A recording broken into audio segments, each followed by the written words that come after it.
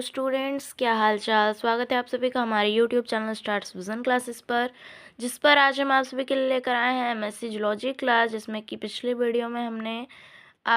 Video में हम आपका यूनिट 1 डिस्कस कर रहे थे, जो कि है प्रोटोजोआ, पोरीफेरा एंड सिलेंट्रेटा। ये आपका पेपर 1 नॉन कॉर्डेट का यूनिट 1 है, जिसमें कि हमने पिछली वीडियो में प्रोटोजोआ रिप्रोडक्शन के बारे में डिस्कस किया था। इसके पहले की 3 लेक्चर्स हमारी हो गई हैं, हमारा लेक्चर 4 है।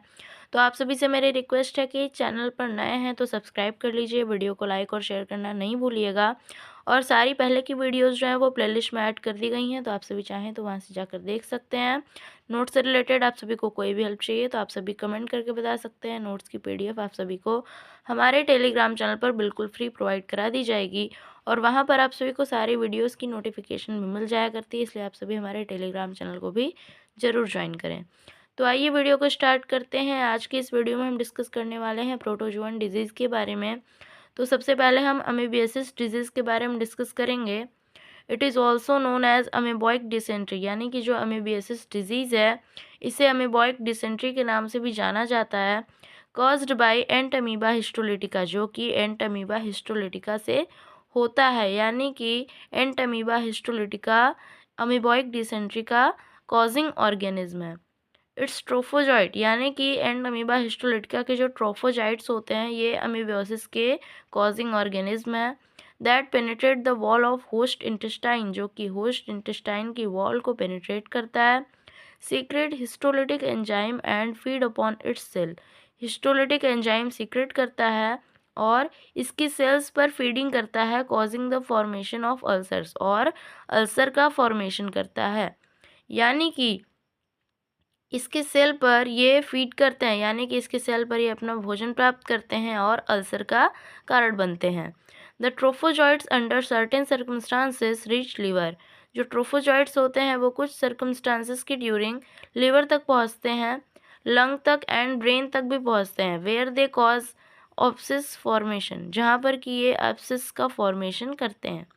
अमीबॉइक dysentery is endemic in warm countries, जो अमीबॉइक डिसेंट्री डिजीज़ है ये वार्म कंट्रीज़ में एंडेमिक होती है, यानी कि वहाँ पर लोगों को ज़्यादा होती है ये disease. Treatment of amoebiasis starts with a course of the metronidazole and a further course of diloxanide furoate और paromomycin to finish off the cyst, यानी कि जो सिस्ट होते हैं एंटमीबा हिस्टोलिटिका के, इसको ख़त्म करने के लिए मेट्रोनिडाजोल, डाइलॉक्सिनाइड फ्यूरेट या फिर पैरोमाइसिन का यूज़ किया जाता है। इसके बाद हम नेक्स्ट डिजीज़ के बारे में डिस्कस करेंगे। Diarrhoea, it is caused by a flagellate parasite giardia intestinalis, यानी कि एक फ्लैजिलेट पैरासाइट जिसका नाम है जियार्डिया इंटेस्टाइनलिस, ये इसका कॉजिंग ऑर्गेनिज्म होता है। It harbours the small intestine of man, ये मैन के स्मॉल इंटेस्टाइन में रहता है। The parasite divides bye binary fission to multiply rapidly, यानी कि ये अपनी संख्या को बढ़ाने के लिए बाइनरी फिजन द्वारा डिवाइड होते हैं। And feeds upon amino acid and vitamin with in the intestine, और इंटेस्टाइन में जो amino acids and vitamin present होते हैं उसको ये अपने फूड के फॉर्म में इंगेस्ट करते हैं। This causes intestinal disorders leading to epigastric pain, ये इंटेस्टाइनल डिसऑर्डर्स प्रोड्यूस करते हैं या फिर इनकी वजह से इंटेस्टाइनल डिसऑर्डर्स होते हैं, जिसमें कि एपिगैस्ट्रिक पेन भी इंक्लूड होता है।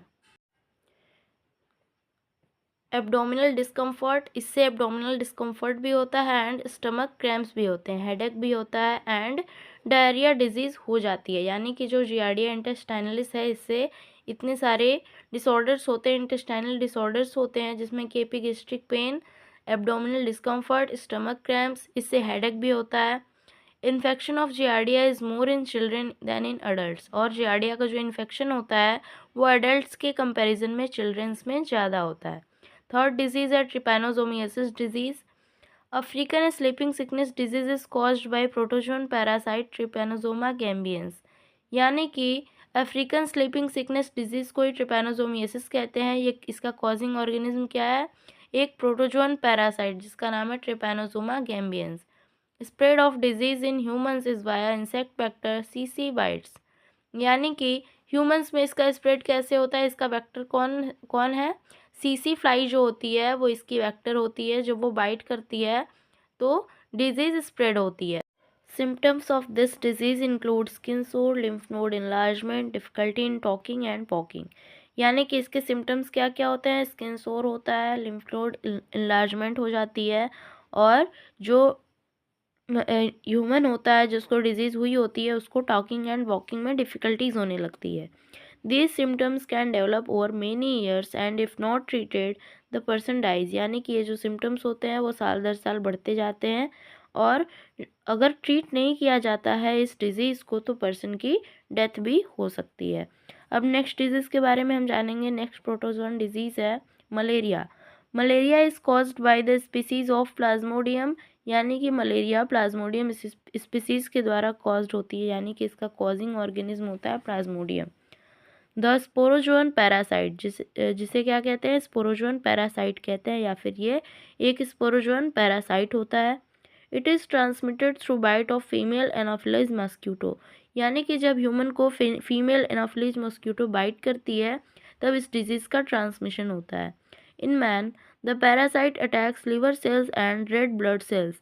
ह्यूमन में क्या होता है? जो पैरासाइट होते हैं वो लिवर सेल्स को एंड रेड ब्लड सेल्स को टारगेट करते हैं या फिर उन पे अटैक करते हैं. This disease is characterized by the periodic attacks of fever. इस डिजीज़ का सिम्टम क्या होता है या फिर इसे कैसे कैरेक्टराइज करते हैं? इसमें फीवर के पीरियोडिक अटैक्स होते हैं, यानी कि कुछ कुछ टाइम पे फीवर आता रहता है. The treatment of malaria include quinine, chloroquine, camoquin, Daraprim etcetera. यानी कि ये जो इतनी मेडिसिन हैं quinine, chloroquine, camoquin and Daraprim, ये मलेरिया के ट्रीटमेंट में यूज़ की जाती हैं. अब नेक्स्ट डिजीज़ है balantidial dysentery. This disease is caused by balantidium coli. यानी कि ये डिजीज़ बैलेंटेरियम कोलाई द्वारा होती है, जो कि एक इंटेस्टाइनल सीलिएट होता है.